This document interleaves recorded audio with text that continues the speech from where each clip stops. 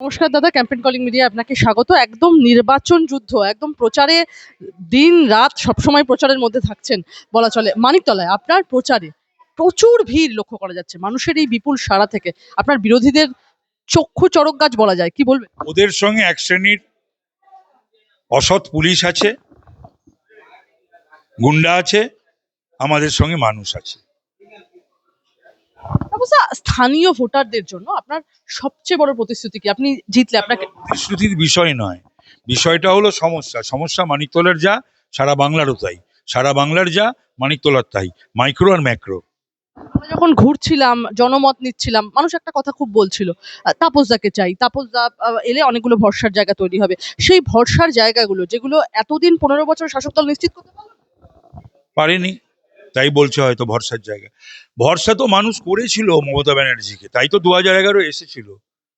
সেই মমতা যে এই হবে আর এই সমস্ত কথাবার্তা বলবে, ভাষা শব্দ ব্যবহার করবে বিরোধীদের প্রতি, এই ধরনের ব্যাপার, রাষ্ট্রপতি, রাজ্যপাল, প্রধানমন্ত্রী, স্বরাষ্ট্রমন্ত্রী তাদের এই ভাষায় আক্রমণ করবে, এটা তো ভাবিনি। আর এত করাপশন, এত স্ক্যাম, চাকরি বিক্রি, স্কুল কলেজের ইউনিভার্সিটির আসন বিক্রি।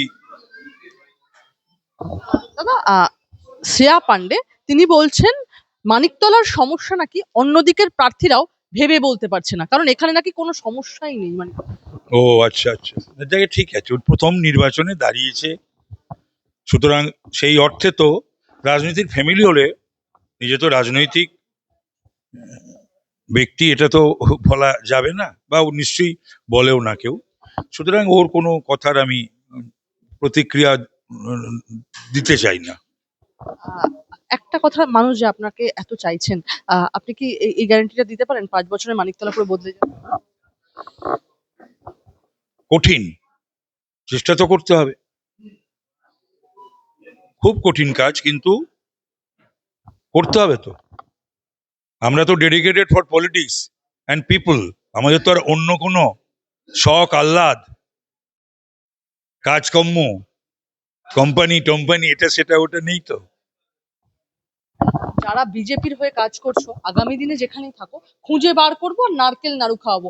Sitting chief minister Mamata Bandyopadhyay নির্বাচনী সভা থেকে না, উনি নিজে খেতে ভালোবাসেন, নারকেলের নাড়ু খাওয়াবেন না, তিলের নাড়ু খাওয়াবেন না, আর এটা কি বললো যেন, কিসের নাড়ু, নাড়ু ক্ষীরের নাড়ু খাওয়াবেন জানি না, তবে বাংলার মানুষ ওনাকে নাড়ু খাওয়াবেন। অভিষেক বন্দ্যোপাধ্যায় বলছেন নির্বাচনের ফলাফলের দিন 4 মে দুপুর 12টার পর দেখা হবে কত বড় গুন্ডা আপনি বা বিরোধীরা, আপনাদের ক্ষমতা সেদিনই বুঝিয়ে দেবো। বিজেপির উদ্দেশ্যে এই কথা যে যে খেলা তোমরা শুরু করেছো শেষ তৃণমূল। শেষ তো তৃণমূল করেছে, পশ্চিমবাংলার সমস্ত দিক থেকে তো তৃণমূল শেষ করেছে, আবার অভিষেক নতুন করে আবার কি বলবে? একটু ধমক শাসানি ভালো নয়, বয়স কম, সেই অর্থে ম্যাচুরিটি রাজনীতিতে এত সহজে তো আসে না, এই বয়সে আসেও না।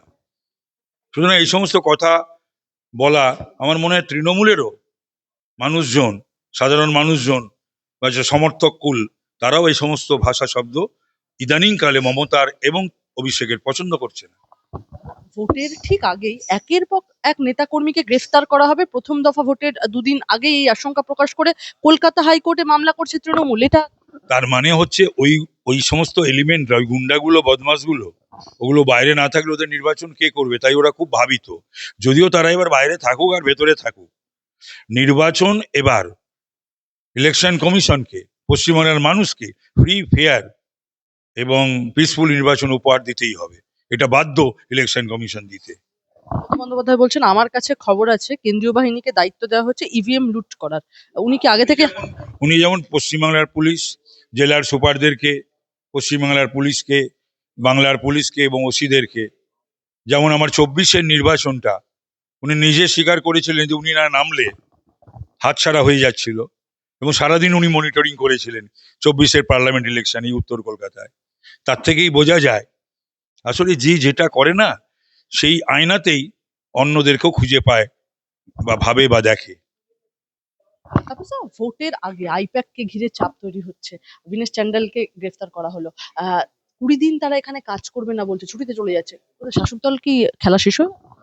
কি হলো না হলো আমি জানি না, তো এত বড় একটা রাজনৈতিক দল, জননেত্রী মমতা ব্যানার্জি যার নেতা, এত উন্নয়ন হয়েছে, এত কাজ হয়েছে, এত ক্যারিসমা ক্রেজ মমতা ব্যানার্জির, অভিষেক ব্যানার্জি, তা তো আইপ্যাক লাগে কেন? তাকে প্যাকপ্যাকও বলেছিল মমতা ব্যানার্জি। শেষ একটাই প্রশ্ন, 4 তারিখের পর তৃণমূলের ভবিষ্যৎ সঙ্গে পিসি ভাইপোর কি?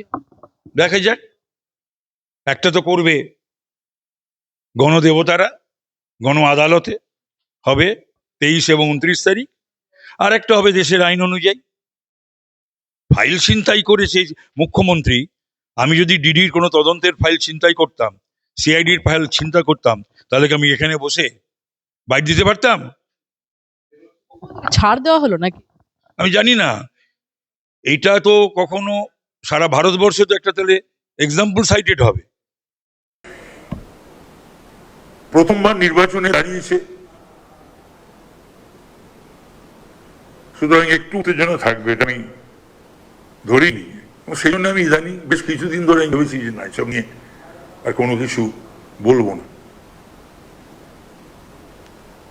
ইলেকশন কমিশনে নাকি এখন আমি জানতে পেরেছি, কিন্তু আমার কাছে কোনো কাগজপত্র কোনো কিছু আসেনি। বলছে আমি নাকি বিভিন্ন আবাসনে ঢুকে যাচ্ছি, মানে আমার রাইট, এটা রিপ্রেজেন্টেশন পিপল অ্যাক্ট অনুযায়ী আমি একটি সর্বভারতীয় রাজনৈতিক দলের প্রার্থী। I have got every right to meet my electorates.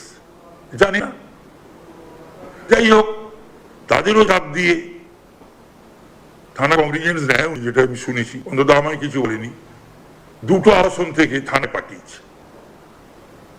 আমি নাকি থ্রেট করছি, কিন্তু প্রতিদিন নিয়ম করে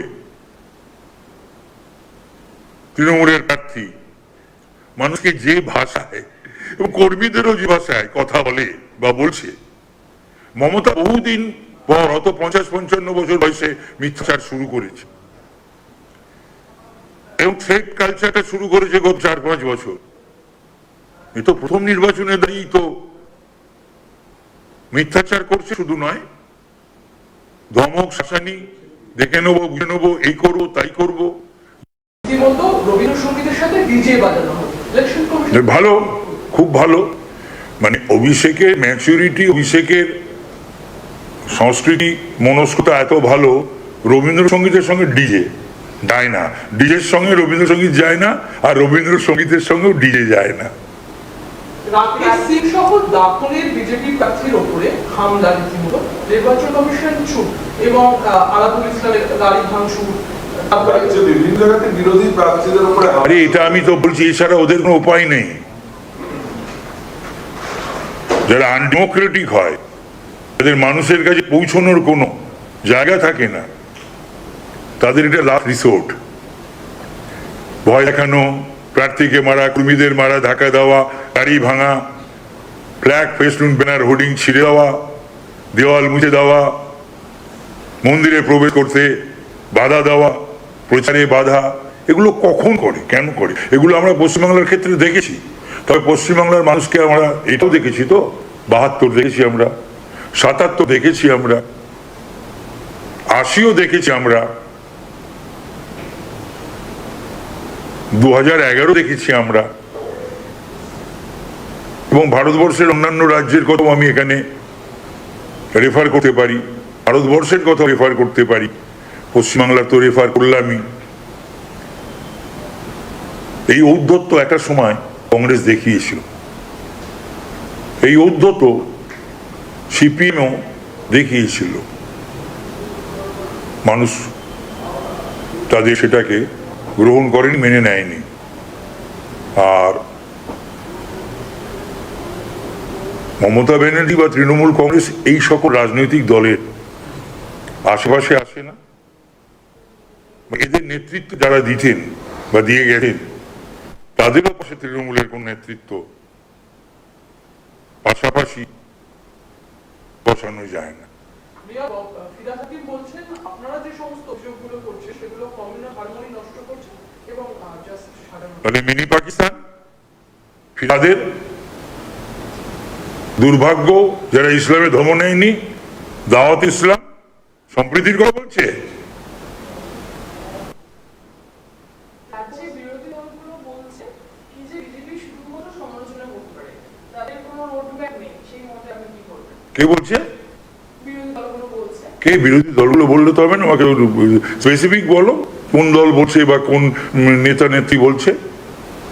মূলত লড়াইটা কিন্তু আমি বলছি, ওই যারাই বিরোধী দল, লড়াইটা কিন্তু পশ্চিমবাংলা এই সরকারের বিরুদ্ধে, জনতার, মমতার বিরুদ্ধে জনতার, আর সেই লড়াইয়ে জনতা কিন্তু বেস করছে বিজেপির ওপরে। যে বিরোধী দলগুলো বলছে ওদের ওপর কিন্তু বেস করছে না। স্যার, অভিষেক বন্দ্যোপাধ্যায় তিনি বলছেন যে বিজেপি পার্টিটা ক্রমশ ওয়াশিং মেশিনে পরিবর্তন হচ্ছে, যাতে যে যারা দোষী থাকতে তারা তো আইপ্যাক তো ওয়াশিং মেশিন নাকি? প্যাক প্যাক বললো তো, সরিয়ে দিল, তাড়িয়ে দিল, প্যাক প্যাক বললো। তাহলে এই টাকা সাদাকে কালো করা, সে আইপ্যাক কি ওয়াশিং মেশিন? দেশ বিদেশে টাকা ঘুরে খাটিয়ে বিভিন্ন উপায়, 1-2 টাকা তো না, 1000, 2000, 5000, 10,000 টাকা না। আমি জানিও না, কেউ বলছে 30,000 কোটি, কেউ বলছে 40,000 কোটি। যার জন্যই তো এত নেতামন্ত্রী এমএলএ অ্যারেস্ট হয়েছে, জেলে গেছে। মমতা ব্যানার্জি কারুর জন্য ছুটছে নাকি? এক রাজীব কুমার ছাড়া আর প্রতীক জৈন ছাড়া। এবং মমতা ব্যানার্জি কোনো হাতে শুধু মোবাইল ছাড়া কিছু রাখেন না। সেই মমতা ব্যানার্জি বুকে আঁকড়ে ধরেছিলেন সেই ফাইলটা, প্রাণ ভোমরা ছিল ওর মধ্যে। এমন কিছু কাগজপত্র সেগুলো ছিল, যার জন্য প্রতীক জৈনের বাড়িতে এবং অফিসে মমতা ব্যানার্জিকে ছুটে যেতে হয়েছিল। এরপরে কি আর কোনো কিছু বলা প্রয়োজন আছে?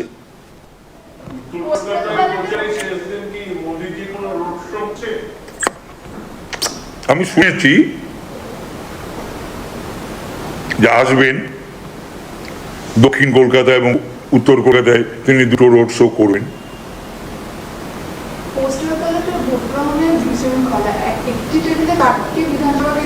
এগুলো হয় না, এগুলো আমিও শুনছি, দেখছি। এগুলো ইলেকশন কমিশনও জানানো হয়েছে, দেখা যাক। এভাবে হতে পারে না, হয় না। এই যে পোস্টার ছাড়া ব্যানার ছাড়া আপনারা যে কমপ্লেন করেছেন, কতটা আশ্বস্ত? নয়, কোনো আশ্বাস। আমার বেশ কিছু টাকা আমার নষ্ট হলো, লাগাচ্ছি, সেই রাত্রেই পড়ে দিচ্ছে। কমিশন বলছে পূর্ণ স্বাধীনতা দেওয়া হচ্ছে কেন্দ্রীয় বাহিনীকে, রাজ্য পুলিশের সাহায্য ছাড়াই তার প্রয়োজনে পদক্ষেপ করবে। Election Commission can do undo everything. It has got plenary power from the Constitution of India. সুতরাং ফ্রি ফেয়ার পিসফুল ইলেকশনের জন্য যা যা করণীয় তাই করতে হবে। কোনো করুণা বা দয়া নয় ইলেকশন কমিশনে। ইলেকশন কমিশন কনস্টিটিউশন অনুযায়ী ভারতবর্ষের মানুষকে একটা পিওর ভোটার লিস্ট দিতে বাধ্য, আর সাধারণ মানুষ তাদের যে ভোটাধিকার এবং ভোট প্রয়োগের যে অধিকার সেটা করে দিতে বাধ্য। আপনি জয় কামদারের কথা বলছিলেন, ইডি তরফে মানে সুপ্রিম কোর্টের সামনে আসছে, তাতে শান্তনু সিনহা বিশ্বাসের ছেলের সঙ্গে জয় কামদারের একটা সম্পর্ক রয়েছে, 21 লক্ষ টাকার বেশি টাকার লেনদেন হয়েছে, একাধিক বিধায়কের। বহু খোঁজা যাবে, বহু পাওয়া যাবে। আমি এই খবরটা পেলাম তৃণমূল সূত্রে, আমাকে জানানো হলো যে জয় কামদারের সঙ্গে নিবিড় ঘনিষ্ঠ যোগাযোগ, মানে এই ধরনের যোগাযোগ আর কি। এরা তো সমস্ত দেখতে পাচ্ছ তো যে এরা কি সমস্ত কাজকর্মের সঙ্গে যুক্ত থাকে। এটাই দুঃখ লাগছে যে দীর্ঘদিন সাধনার সঙ্গে 7 বছরের আমল থেকে প্রায় 47-48 বছরের সম্পর্ক। তো এই সমস্ত কেস কাছারি, এই সমস্ত বিষয়ে যুক্ত, এটা ভেবে খারাপ লাগছে, আর কিছু না।